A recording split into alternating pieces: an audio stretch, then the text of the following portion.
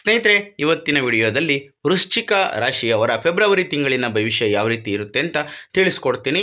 ಹಾಗಾಗಿ ಈ ವಿಡಿಯೋನ ಎಲ್ಲೂ ಸ್ಕಿಪ್ ಮಾಡದೆ ಕೊನೆವರೆಗೂ ನೋಡಿ. ಹಾಗೆ ನೀವೇನಾದರೂ ನಮ್ಮ ಚಾನಲ್ಗೆ ಇನ್ನೂ ಹೊಸಬರಾಗಿದ್ದರೆ ದಯವಿಟ್ಟು ಈ ಕೂಡಲೇ ಸಬ್ಸ್ಕ್ರೈಬ್ ಮಾಡ್ಕೊಳ್ಳಿ. ಸ್ನೇಹಿತರೆ, ನಾವು ಒಂದು ರಾಶಿಯ ಭವಿಷ್ಯವನ್ನು ತಿಳ್ಕೋಬೇಕು ಅಂದರೆ ಅಲ್ಲಿ ಅದಕ್ಕಿಂತ ಮುಖ್ಯವಾಗಿ ನಾವು ಗ್ರಹಗಳ ಸಂಚಾರ ಸ್ಥಾನ ಯಾವ ರೀತಿ ಇದೆ, ಗ್ರಹಗಳು ಯಾವ ಮನೆಯಲ್ಲಿದ್ದಾವೆ, ಅದರಿಂದ ಯಾವ ಯಾವ ಕ್ಷೇತ್ರದ ಮೇಲೆ ಪ್ರಭಾವವನ್ನು ಬೀರುತ್ತದೆ ಈ ವೃಶ್ಚಿಕ ರಾಶಿಯವರಿಗೆ ಅನ್ನೋದನ್ನು ನೋಡ್ತಾ ಹೋಗೋಣ. ಮೊದಲನೇದಾಗಿ ರಾಶಿ ಅಧಿಪತಿಯಾದಂತಹ ಮಂಗಳನು ನಿಮ್ಮ 3ನೇ ಮನೆಯಲ್ಲಿ ಉಚ್ಚ ಸ್ಥಾನದಲ್ಲಿದ್ದಾನೆ. ನಂತರ 4ನೇ ಮನೆಗೆ ತನ್ನ ಸಂಚಾರವನ್ನು ಬದಲಾಯಿಸ್ತಾನೆ. 4ನೇ ಮನೆ ಅಂದರೆ ಕುಂಭರಾಶಿಗೆ. ಇದು ಧೈರ್ಯ ಮತ್ತು ಪ್ರಯಾಣ, ನಂತರ ಗೃಹ ಮನೆಗೆ ಸಂಬಂಧಪಟ್ಟಂಥ ವಿಷಯಗಳಲ್ಲಿ ಉದ್ವೇಗ, ಈ ಒಂದು ಕ್ಷೇತ್ರಗಳ ಮೇಲೆ ತನ್ನ ಪ್ರಭಾವವನ್ನು ಬೀರುತ್ತೆ. ಇನ್ನು ಸೂರ್ಯ ನಿಮ್ಮ 4ನೇ ಮನೆಯಾದ ಕುಂಭರಾಶಿಯಲ್ಲಿದ್ದಾನೆ. ಇದು ವೃತ್ತಿಯ ಸ್ಥಾನಮಾನ ಮತ್ತು ಮನೆಯಲ್ಲಿ ಅಧಿಕಾರ, ಈ ಒಂದು ಕ್ಷೇತ್ರಗಳ ಮೇಲೆ ತನ್ನ ಪ್ರಭಾವವನ್ನು ಬೀರುತ್ತೆ. ಹಾಗೆಯೇ ಬುಧ ಕೂಡ ನಿಮ್ಮ 4ನೇ ಮನೆಯಾದ ಕುಂಭರಾಶಿಯಲ್ಲಿದ್ದಾನೆ. ಇದು ಆಸ್ತಿ ಪತ್ರಗಳು ಮತ್ತು ಶಿಕ್ಷಣ, ಈ ಒಂದು ಕ್ಷೇತ್ರದ ಮೇಲೆ ತನ್ನ ಪ್ರಭಾವವನ್ನು ಬೀರುತ್ತೆ. ಇನ್ನು ಗುರು ನಿಮ್ಮ 8ನೇ ಮನೆಯಾದ ಮಿಥುನ ರಾಶಿಯಲ್ಲಿ ಇದ್ದಾನೆ. ಇದು ಪಿತ್ರಾರ್ಜಿತ ಆಸ್ತಿ ಮತ್ತು ಹಠಾತ್ತನೆ ಆರ್ಥಿಕ ಲಾಭ, ಈ ಒಂದು ಕ್ಷೇತ್ರಗಳ ಮೇಲೆ ತನ್ನ ಪ್ರಭಾವವನ್ನು ಬೀರುತ್ತೆ. ಇನ್ನು ಕೇತು ನಿಮ್ಮ 10ನೇ ಮನೆಯಾದ ಸಿಂಹ ರಾಶಿಯಲ್ಲಿದ್ದಾನೆ. ಇದು ವೃತ್ತಿಯಲ್ಲಿ ವೈರಾಗ್ಯ ಅಥವಾ ಬದಲಾವಣೆ, ಈ ಒಂದು ಕ್ಷೇತ್ರಗಳ ಮೇಲೆ ತನ್ನ ಪ್ರಭಾವವನ್ನು ಬೀರುತ್ತೆ. ಈಗ ವೃತ್ತಿ ಮತ್ತು ವ್ಯವಹಾರ ವೃಶ್ಚಿಕ ರಾಶಿಯವರಿಗೆ ಫೆಬ್ರವರಿ ತಿಂಗಳಲ್ಲಿ ಯಾವ ರೀತಿ ಇರುತ್ತೆ ಅಂತ ನೋಡೋಣ. 10ನೇ ಮನೆಯಲ್ಲಿರುವಂತಹ ಕೇತುವಿನ ಪ್ರಭಾವದಿಂದ ನಿಮ್ಮ ವೃತ್ತಿ ಜೀವನದಲ್ಲಿ ಅಸ್ಥಿರತೆ ಕಾಡಬಹುದು. ಕೆಲಸದ ಬಗ್ಗೆ ಒಂದು ರೀತಿಯ ವೈರಾಗ್ಯ ಅಥವಾ ಏಕತಾನತೆಯಿಂದ ಉದ್ಯೋಗವನ್ನು ಬಿಡುವಂತಹ ಆಲೋಚನೆ ಕೂಡ ಬರಬಹುದು. ಆದರೆ ದಶಮಾಧಿಪತಿ ಸೂರ್ಯನು 4ನೇ ಮನೆಗೆ ಬರುವುದರಿಂದ ಸ್ಥಿರಾಸ್ತಿ ಮತ್ತು ನಿರ್ಮಾಣ ಅಂದರೆ ಕನ್ಸ್ಟ್ರಕ್ಷನ್ನು, ವಾಹನ ಅಥವಾ ಕೃಷಿ ರಂಗದಲ್ಲಿ ಇರುವಂಥವ್ರಿಗೆ ಇದು ಅತ್ಯಂತ ಶುಭವಾದಂತಹ ತಿಂಗಳು. ಮನೆಯಿಂದಲೇ ಕೆಲಸ ಮಾಡೋರಿಗೂ ಕೂಡ ಉತ್ತಮವಾದಂತಹ ಅವಕಾಶಗಳು ಸಿಗ್ತವೆ. ಮೊದಲ 3 ವಾರಗಳು 3ನೇ ಮನೆಯ ಉಚ್ಚ ಮಂಗಳನ ಪ್ರಭಾವದಿಂದ ಹೊಸ ಆಲೋಚನೆಗಳನ್ನು ಜಾರಿಗೆ ತರಲು ನಿಮಗೆ ಅದಮ್ಯವಾದಂತಹ ಧೈರ್ಯವನ್ನು ನೀಡುತ್ತೆ. ನಿಮ್ಮ ಸಂವಹನವು ಪರಿಣಾಮಕಾರಿಯಾಗಿರುತ್ತೆ. ತಿಂಗಳ ಅಂತ್ಯದಲ್ಲಿ ಕೆಲಸದ ಒತ್ತಡವು ಮನೆಯ ನೆಮ್ಮದಿಗೆ ಭಂಗವನ್ನು ತರಬಹುದು. ಅದರಿಂದ ವೃತ್ತಿ ಮತ್ತು ವೈಯಕ್ತಿಕ ಜೀವನದ ನಡುವೆ ನೀವು ಅಂತರವನ್ನು ಕಾಪಾಡ್ಕೋಬೇಕು. ಇನ್ನು ಆರ್ಥಿಕ ಪರಿಸ್ಥಿತಿ, ಆರ್ಥಿಕವಾಗಿ ನಗದು ಹಣದಕ್ಕಿಂತ ಆಸ್ತಿ ನಿರ್ಮಾಣದ ಕಡೆಗೆ ನಿಮ್ಮ ಗಮನ ಹೆಚ್ಚಾಗಿರುತ್ತೆ. 4ನೇ ಮನೆಯ ಗ್ರಹಗತಿಗಳು ಮನೆ ಅಥವಾ ಐಷಾರಾಮಿ ವಾಹನ ಖರೀದಿ ಮಾಡೋದಕ್ಕೆ, ಭಾರಿ ಹಣ ವ್ಯಯ ಮಾಡೋದಕ್ಕೆ ಸೂಚನೆಯನ್ನು ಕೊಡ್ತವೆ.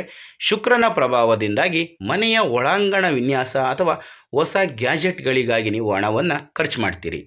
8ನೇ ಮನೆಯಲ್ಲಿರ್ತಕ್ಕಂತಹ ಗುರು ಮಿಶ್ರ ಫಲಿತಾಂಶವನ್ನು ನೀಡ್ತಾನೆ. ಇದು ಉಳಿತಾಯಕ್ಕೆ ಅಡೆತಡೆಯನ್ನು ತಂದರೂ ಕೂಡ ಅನಿರೀಕ್ಷಿತ ಧನಲಾಭವನ್ನು ತರುತ್ತೆ. ಪಿತ್ರಾರ್ಜಿತ ಆಸ್ತಿ, ವಿಮೆಯ ಹಣ ಅಥವಾ ಸಂಗಾತಿಯ ಕಡೆಯಿಂದ ಹಣ ಬರುವ ಸಾಧ್ಯತೆ ಇದೆ. ಹಳೆಯ ಸಾಲಗಳನ್ನು ತೀರಿಸಲು ಇದು ಉತ್ತಮವಾದಂತಹ ಸಮಯ. ಆದರೆ ಹೆಚ್ಚಿನ ಬಡ್ಡಿ ದರದ ಸಾಲಗಳನ್ನು ನೀವು ಮಾಡೋದಕ್ಕೆ ಹೋಗಬೇಡಿ. ಇನ್ನು ಆರೋಗ್ಯ, 4ನೇ ಮನೆಯಲ್ಲಿ ಅನೇಕ ಗ್ರಹಗಳು ಸೇರುವುದರಿಂದ ಎದೆ, ಹೃದಯ ಮತ್ತು ಶ್ವಾಸಕೋಶದ ಬಗ್ಗೆ ಎಚ್ಚರಿಕೆಯನ್ನು ತಗೋಬೇಕಾಗುತ್ತೆ. ರಕ್ತದೊತ್ತಡ ಅಥವಾ ಹೃದಯದ ಸಮಸ್ಯೆ ಇರುವಂಥವರು ನಿಯಮಿತವಾಗಿ ಔಷಧವನ್ನು ತಗೊಳ್ಳೇಬೇಕು. ಕೌಟುಂಬಿಕ ಒತ್ತಡ ಮಾನಸಿಕ ಆತಂಕಕ್ಕೆ ಕೂಡ ಕಾರಣ ಆಗ್ಬೋದು.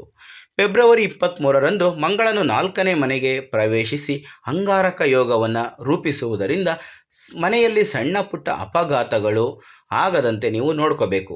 ಅಂದರೆ ವಿದ್ಯುತ್ ಅವಘಡ ಆಗ್ಬೋದು, ಅಥವಾ ಜಾರಿ ಬೀಳೋದಾಗ್ಬೋದು, ಅಥವಾ ಬೇರೆ ರೀತಿಯ ವಾಹನದಿಂದ ಆಗುವಂಥ ಅಪಘಾತಗಳಾಗ್ಬೋದು, ಏನು ಬೇಕಾದರೂ ಆಗ್ಬೋದು. ಅದ್ರ ಬಗ್ಗೆ ನೀವು ಸ್ವಲ್ಪ ಎಚ್ಚರಿಕೆಯನ್ನು ತಗೋಬೇಕಾಗುತ್ತೆ. ವಾಹನ ಚಾಲನೆ ಮಾಡುವಾಗ ತುಂಬ ಎಚ್ಚರಿಕೆ ಇರಬೇಕಾಗುತ್ತೆ. ಭಾವೋದ್ವೇಗದಲ್ಲಿದ್ದಾಗ ವಾಹನ ಚಾಲನೆಯನ್ನು ಮಾಡುವುದು ಖಂಡಿತ ಬೇಡ. ಇನ್ನು ಕುಟುಂಬ ಮತ್ತು ಸಂಬಂಧಗಳು, ಕುಟುಂಬ ಜೀವನವೇ ಈ ತಿಂಗಳ ಮುಖ್ಯ ಅಂಶ ಆಗಿರುತ್ತೆ. ಮನೆಯಲ್ಲಿ ಅತಿಥಿಗಳ ಆಗಮನ, ರಿಪೇರಿ ಕೆಲಸ ಅಥವಾ ಶುಭ ಸಮಾರಂಭಗಳ ಯೋಜನೆಯಿಂದ ಮನೆ ಗದ್ದಲದಿಂದ ಕೂಡಿರುತ್ತೆ. ಇದು ಸಂತೋಷವನ್ನು ತಂದರೂ ಕೂಡ ಗೊಂದಲವನ್ನು ಸೃಷ್ಟಿಸಬಹುದು. 4ನೇ ಮನೆಯ ರಾಹುವಿನಿಂದಾಗಿ ತಾಯಿಯೊಂದಿಗೆ ಭಿನ್ನಾಭಿಪ್ರಾಯ ಬರಬಹುದು, ಅಥವಾ ಅವರ ಆರೋಗ್ಯದ ಕಡೆ ಗಮನವನ್ನು ಕೊಡಬೇಕಾಗುತ್ತೆ. ದಾಂಪತ್ಯ ಜೀವನದಲ್ಲಿ ಪ್ರೀತಿಗಿಂತ ಜವಾಬ್ದಾರಿಗಳೇ ಹೆಚ್ಚಾಗ್ತವೆ. ಸಂಗಾತಿಯೊಂದಿಗೆ ಸೇರಿ ಮನೆಯ ಕೆಲಸಗಳಲ್ಲಿ ತೊಡಗಿಸಿಕೊಳ್ಳುವುದರಿಂದ ನಿಮ್ಮ ನಡುವಿನ ಬಂಧವನ್ನು ಗಟ್ಟಿಗೊಳಿಸಿಕೊಳ್ಳಬಹುದು. ಹಳೆಯ ಕುಟುಂಬದ ರಹಸ್ಯಗಳನ್ನು ಕೆದಕಬೇಡಿ. ಇದು ವೃಶ್ಚಿಕ ರಾಶಿಯವರ ಸ್ವಭಾವ. ಆದರೂ ಕೂಡ ಈ ತಿಂಗಳು ಮೌನವಾಗಿರುವುದು ತುಂಬಾ ಒಳ್ಳೆಯದು. ಇನ್ನು ಶಾಲಾ ವಿದ್ಯಾರ್ಥಿಗಳಿಗೆ ಮನೆಯಲ್ಲಿನ ಗದ್ದಲದಿಂದಾಗಿ ಏಕಾಗ್ರತೆ ಸ್ವಲ್ಪ ಕಷ್ಟ ಆಗ್ಬೋದು. ಓದೋದಕ್ಕೆ ಶಾಂತವಾದಂತಹ ಸ್ಥಳವನ್ನು ಹುಡುಕಿಕೊಳ್ಳುವುದು ತುಂಬಾ ಅನಿವಾರ್ಯವಾಗುತ್ತೆ. ಹೆಚ್ಚುವರಿ ಶ್ರಮ ಹಾಕಿದರೆ ಮಾತ್ರ ಉತ್ತಮ ಫಲಿತಾಂಶಗಳನ್ನು ನಿರೀಕ್ಷೆ ಮಾಡಬಹುದು.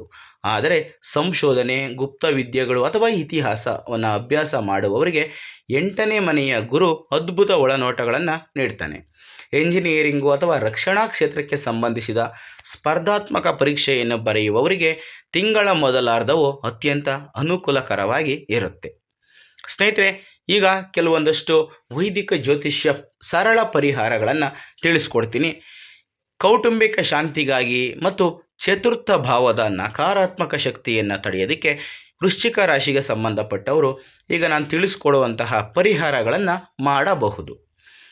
ಪ್ರತಿ ಮಂಗಳವಾರದಂದು ಸುಬ್ರಹ್ಮಣ್ಯ ಸ್ವಾಮಿಗೆ ಪೂಜೆಯನ್ನು ಸಲ್ಲಿಸಿ. ಇದು ನಿಮ್ಮ ಶಕ್ತಿಯನ್ನು ಧನಾತ್ಮಕವಾಗಿ ಬಳಸಲು ಮತ್ತು ಮನೆಯಲ್ಲಿ ಶಾಂತಿ ನೆಲೆಸಲು ಸಹಾಯ ಮಾಡುತ್ತದೆ. ಇನ್ನು ರಾಹುವಿನ ಪ್ರಭಾವವನ್ನು ತಗ್ಗಿಸಲು ಮನೆಯನ್ನು ಸ್ವಚ್ಛವಾಗಿ ಇಟ್ಕೋಬೇಕಾಗುತ್ತೆ.